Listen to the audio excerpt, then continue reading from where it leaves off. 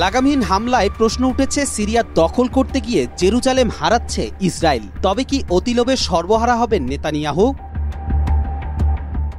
সিরিয়ার president Bashar আল আসাদের পতনের পর দেশটিতে ভয়াবহ সামরিক তৎপরতা চালাচ্ছে ইসরায়েল। গোলান মালভূমির বাফার জোন তাদের পূর্ণ দখলে। সিরিয়া জুড়ে তাদের বিমান হামলা চালানোর মাধ্যমে ইসরায়েলি সেনাবাহিনী রাজধানী দামেস্কের প্রায় ২৫ কিলোমিটার পর্যন্ত পৌঁছে গেছে। বাশার আল আসাদের ক্ষমতা হারানোকে মধ্যপ্রাচ্যের ঐতিহাসিক দিন বলেও মনে হচ্ছে ইসরায়েলের প্রেসিডেন্ট বেনিয়ামিন নেতানিয়াহুর।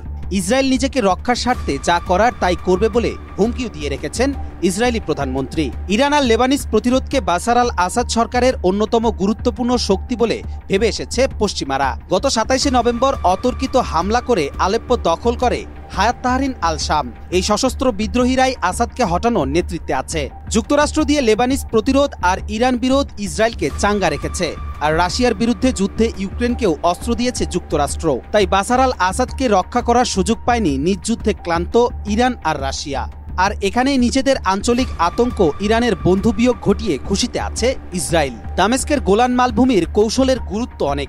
সেখান থেকে দামেজ ও দক্ষিণ সিরিয়ার একটি বড় অংশ স্পষ্ট নজরদারি করা যায়। সেদিক দিয়ে ইসরায়েলে আক্রমণ হলে তারা হাই গ্রাউন্ডে থাকার লাভ তুলতে পারে। তাই গোলানের ওপর ইসরায়েলের এত লোভ। আসাদকে হটানোর পর গোলানের বাফার জোন দখল করে নিয়েছে ইসরায়েল। গোলানে ইসরায়েলের দখলের স্বীকৃতি আগের মেয়াদে দিয়ে রেখেছেন নবনির্বাচিত প্রেসিডেন্ট ডোনাল্ড ট্রাম্প। ইসরায়েলের এখন লাভের ওপর লাভ।